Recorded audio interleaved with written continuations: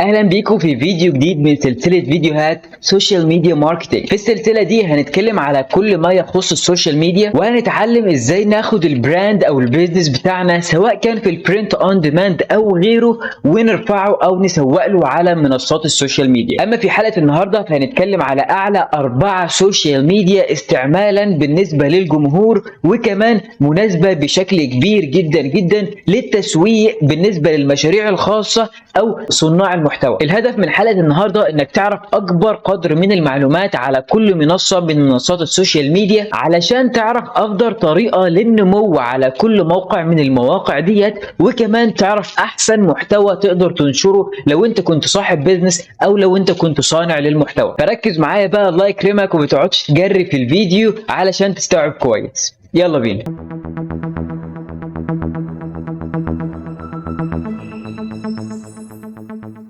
السلام عليكم ورحمة الله. أنا اسمي إبراهيم ظاهر. لو أنت مش من متابعي القناة فأنا بعمل فيديوهات عن الأونلاين بيزنس وإزاي تعمل فلوس من البيت، وبالأخص في البرنت أون ديماند وكمان السوشيال ميديا ماركتينج. فلو أنت مهتم بالتسويق الإلكتروني أو الطباعة عند الطلب فما تنساش تشترك في القناة وتفعل الجرس علشان يوصلك كل جديد وما يفوتكش أي حاجة.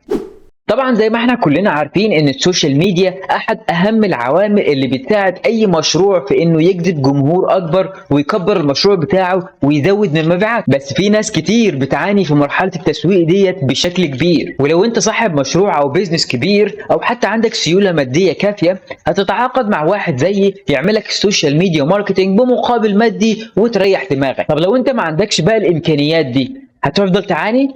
يبقى لازم تتعلم. بس ما تقلقش، في الكورس ده هتتعلم حاجات كتيرة جدا هترفع من مستواك في التسويق بشكل كبير ان شاء الله. طبعا احد اهم العوامل اللي بتاثر على نجاحك في السوشيال ميديا هي انك تفهم السيستم بتاع المنصه اللي انت شغال عليه، وعلشان كده النهارده هنتكلم على اعلى 4 سوشيال ميديا استعمالا بالنسبه للجمهور. اول منصه هنتكلم عليها وهي الفيسبوك. الفيسبوك واحد من اقدم واكثر السوشيال ميديا انتشارا على مستوى العالم، والحقيقه هو واحد من اكثر المنصات اللي بتدعم جميع انواع الميديا، سواء كان صور، فيديوهات، ريلز، ستوريز، اعلانات، بوست للبوست، تعمل اللي انت عايزه. حتى لو كان مقالات اخباريه او اي حاجه انت عايز تعملها او تنشرها على منصه سوشيال ميديا هتلاقي الفيسبوك بيدعمها وبيساعدك فيها، بل بالعكس ممكن يساعدك انه يسوق لها كمان بحيث توصل لاكبر عدد كبير من الجمهور. وخلال ال10 سنين اللي فاتوا كان اتجاه كل صاحب بيزنس انه يرفع البيزنس بتاعه او البراند بتاعته على الفيسبوك بالاخص. ليه الكلام دوت؟ لان الفيسبوك بيجمع معلومات عن الاشخاص او اليوزرز او اللي عندهم حسابات على الاكونت على الفيسبوك، بحيث ان هو يعرف اللي بيحبوه واللي ما بيحبوهوش، الحاجات اللي ممكن يشتروها من على الانترنت والحاجات اللي مش عايزينها، ايه هو اهتماماتهم واستعمالاتهم وحياتهم الشخصيه، هل جاب عيل ولا لا، هل متجوز ولا لا، هل انت مثلا في جامعه بتدرس في جامعه ايه هي الحاجات اللي ممكن تستعملها في الجامعه. وبيجمع له معلومات دقيقه جدا عنك وعن كل الناس، يعني بحيث ان هو يقدر يطلع لك اعلانات متفصله على اسلوبك او متفصله على حسابك، بحيث ان انت يزيد من فرصك في ان انت تشتري الحاجات دي من على الانترنت. وكل اللي انا قلته دوت بيدي للفيسبوك قوه كبيره جدا اي حد عنده بيزنس يقدر يستعملها في ان هو يستهدف الجمهور بتاعه اللي هيبقى مناسب للبيزنس بتاعه بدقه كبيره جدا، ويخلي نتائجه في المبيعات تعلى بشكل ملحوظ. وكل ده ما خلاش الفيسبوك من اكتر المواقع او السوشيال ميديا استعمالا بالنسبه للجمهور وكمان بالنسبه للبيزنسز، بل بالعكس سهوله استعمال الموقع وسهوله استعمال الادوات اللي بتديك اكسس على البيزنس بتاعك او بتساعدك في البيزنس بتاعك هي اللي خلت الموقع ده من اكتر المواقع اللي بيتجه ليه اي صاحب براند او اي صاحب بيزنس او حتى كان صانع للمحتوى. وكمان الفيسبوك بيتيح لك مش بس ان انت تدفع فلوس في اعلان فيكبر لك الصفحه او يكبر لك البيزنس بتاعك، بل بالعكس بيتيح لك ان انت تكبر البيزنس بتاعك او الصفحه بتاعتك اورجانيكلي او بشكل مجاني، يعني من غير ما تدفع اي فلوس، وتتواصل مع العملاء بتوعك بشكل احسن بكتير. وكمان من احد اهم المميزات انه بيدي لك اكسس او امكانيه او صلاحيه ان انت تعمل اعلانات او ان انت تتكلم مع ناس من خارج البلد اللي انت فيها، يعني ممكن تبقى في مصر او في الجزائر او في تونس وتعمل بيزنس قايم في امريكا او في الصين او في انجلترا، وتقوم البيزنس كله على الفيسبوك، ويبقاش فيه عندك اي مشاكل في الكوميونيكيشن او في التواصل مع الناس دي. تاني منصه معانا بقى وهي التيك توك. التيك توك واحد من اسرع المنصات او السوشيال ميديا نموا في العالم، ابتدى في سبتمبر 2016، النهارده معدي الواحد مليار يوزر على مستوى العالم في 150 دوله، وتم تحميله 200 مليون مره بس في امريكا. فلو انت اصلا صاحب براند بيتارجت مثلا من 13 ل 60 سنه، يعني لو الاودينس بتاعك هيبقوا موجودين من 13 سنه ل 60 سنه، فالتيك توك واحد من انسب السوشيال ميديا في ان انت ترفع عليه البيزنس بتاعك النهارده. طبعا زي ما انت خدت بالك كده بالظبط، انا قلت التيك توك رقم 2، ما قلتش التيك توك رقم 1. طب ليه انا عملت كده؟ بالنسبه للتيك توك هو سيستم اللي ماشي بيه الموقع، او السيستم اللي ماشي بيه السوشيال ميديا، وهو الريجنال سوشيال ميديا. يعني ايه ريجنال سوشيال ميديا؟ ريجنال دي يعني بيعتمد على المنطقه اللي انت عايش فيها، اللوكيشن بتاعك، الجي بي اس بيبقى اللي على تليفونك محدده. طيب يعني ايه برضو الكلام ده؟ فلنفترض ان انا عايش هنا في مصر، والبيزنس بتاعي في امريكا، برنت اون ديماند، ببيع في امريكا، في استراليا، في انجلترا، ببيع في دول اوروبا مثلا وامريكا، وما ببيعش في مصر. طيب لو انا استعملت التيك توك في السوشيال ميديا او البراندنج بتاعي، ورفعت فيديو حتى لو شكله كويس وجاب فيوز، فالفيوز كلها هتبقى جايه هنا من مصر او الدول اللي حوالين مصر، مش هيبقى جاي لي حاجه من امريكا او من انجلترا او من الدول اللي انا اصلا ببيع فيها. طب وايه العمل في حاجه زي كده؟ الحقيقه لحد دلوقتي مفيش الا عمل واحد، وهو ان انت تدفع اعلان على التيك توك، تعمل بروموشن مدفوعه على التيك توك بحيث ان انت تعرض للدول الخارجيه اللي زي دي. طب وده يبقى بكام؟ طبعا التيك توك اسعاره غاليه جدا جدا في الاعلانات، بالذات لو انت متارجت دوله زي امريكا او دوله زي انجلترا او. طبعا هيجي واحد يقول لي طب ما انا ممكن اشغل الفي بي ان او الفي بي اس، او ممكن اعمل اي حاجه. اقول لك طبعا انا حاولت في كل حاجه، بل حاولت بفي بي اس مدفوع، وحاولت بفي بي ان مدفوع، وحاولت بحاجات كتيره جدا اني حتى اغير اللوكيشن بتاعي من مصر لامريكا بحيث ان اعرف اكمل البيزنس بتاعي او ان انا اعمل ماركتنج. بس الحقيقه كان صعب جدا جدا ان انا اوصل لاي حاجه.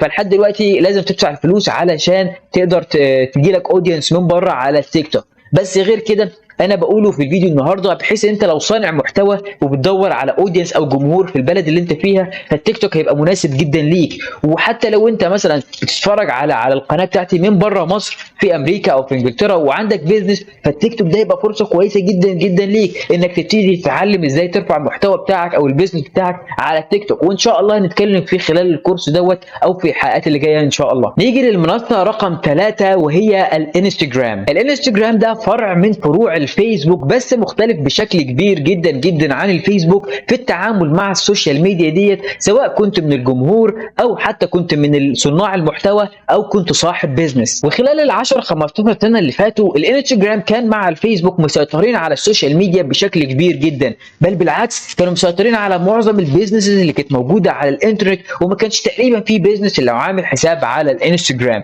ليه؟ لانه من السهل على البيزنس دوت او على صانع المحتوى انه ينشر صوره مش هيكتب عليها كلام كتير، او ان هو مثلا يتابع حركته اليوميه في الستوريز بتاعته، او ان هو يتواصل مع الجمهور بشكل كويس خلال الدي امز او اللايكس او الكومنتس او الشيرز. فبالتالي كان مسيطر بشكل كبير لحد ما نزل التيك توك وسرق معظم الاودينس او اليوزرز اللي كانوا على الانستجرام، راحوا دايركتلي على التيك توك. طب ده ليه؟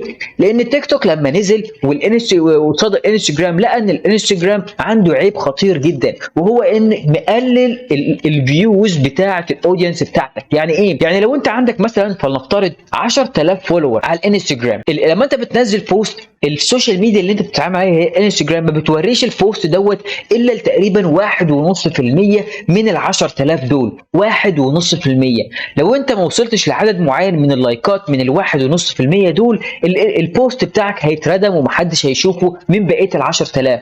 طب لو انت عديت ال 1.5 العدد اللايكات ديت اللي لحد دلوقتي محدش عارفها لانه الجوريثم، بتبتدي ان هو يرفع النسبه ديت ل 3%، ويرفع نسبه اللايكات او التفاعل لعدد معين برضه. لو وصلت له تبتدي تطلع للشريحه اللي بعدها والشريحه اللي بعدها والشريحه اللي بعدها. طيب لو انت ما وصلتش للكلام دوت، البوست بتاعك بيتردم عليه ومحدش بيبتدي يشوفه ولا بيطلع في الاكسبلور بيج ولا اي حاجه. وده طبعا بيقلل فرصه ان اي حد عنده اساسا بيج على الانستجرام ان هو يكبر البيج ديت، بل بالعكس كانت بتقلل فرص حتى على الناس الجديده. لو انت لسه جديد في المجال او لسه جديد عندك بيزنس وعايز ترفعه على الانترنت، كانت فرصتك ان انت تكبره قليله جدا جدا الا لو انت دفعت فلوس للانستجرام. فالتيك توك استغل نقطه الضعف ديت في ان هو ينشر الكونتنت بتاعتك او المحتوى بتاعك، سواء كنت صاحب بيزنس او سواء كنت صانع محتوى او حتى لو كنت كونسيومر وبتعمل شير بوستات عاديه كده يعني، على اكبر عدد ممكن من الناس اللي موجودين في المنطقه بتاعتك او في البلد بتاعتك. بالتالي كان اي حد ممكن يشتهر في لمح البصر. لو عملت فيديو بسيط وبقى ترند كانت هتتشهر بشكل كبير. لو انت المحتوى بتاعك كويس هتتشهر اسهل بكتير من الفيسبوك وانستجرام. هتلاقي الناس بدات تلاقي ان في فولوز كتير، لايكس كتير، فيوز كتير على الفيديوهات بتاعتهم،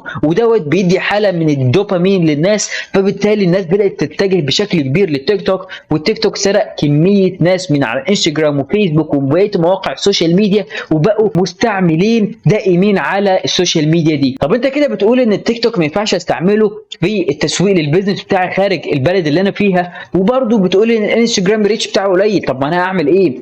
انا اقول لك، الانستجرام دلوقتي بدا ياخد باله ان اليوزرز بتاعته بدات يروحوا من عنده ناس كتير، او بدا يفقد فلوس كتير في الاعلانات من البيزنسز او حتى من الناس الكونتنت كريتور. بدا يعدل بشكل كبير في المحتويات بتاعه الانستجرام او البلاتفورم نفسها، بدا يعلي من الريتش، بدا يزود تولز هتستعملها وتستفيد بيها، بدا يعمل حاجات كتيره جدا جدا مفيده. في الفتره اللي جايه هتبتدي تلاحظ فرق كبير في الانستجرام. فكل اللي انت عليك انك تكمل على انستجرام وتتعلم الاستراتيجيات الجديده واللي هنتكلم عليها ان شاء الله مستقبليا في الحلقات او سلسله حلقات السوشيال ميديا ماركتنج بتاعتنا. وطبعا ما تنساش ان الانستجرام زيه زي الفيسبوك بيسمح لك انك تكبر الصفحه اورجانيكلي مع جمهور بره البلد اللي انت فيها. يعني ممكن تنشر المحتوى بتاعك في امريكا، في انجلترا، في اي دوله من الدول ديت، وكل العالم يشوفها مش بس الدوله بتاعتك فيها، بالاضافه الى امكانيه عمل اعلانات مدفوعه سواء في الفيدز او في الستوريز او في الاكسبلور حتى، بحيث ان انت توصل لاكبر عدد ممكن. رابع منصه معانا النهارده وهي البنترست. البنترست واحد من اكتر المواقع او من اكتر السوشيال ميديا الممتعه في التعامل معاها، سواء كنت انت كونتنت كريتور عندك بيزنس او لو حتى كونسيومر يعني مستهلك للمحتوى، بتحب انت بس تعمل لايكس وشير وتتعرف على حاجات جديده في اليوم. ومهما كان الناس توجهوا لسوشيال ميديا مختلفه زي الفيسبوك، انستجرام، تيك توك او غيره،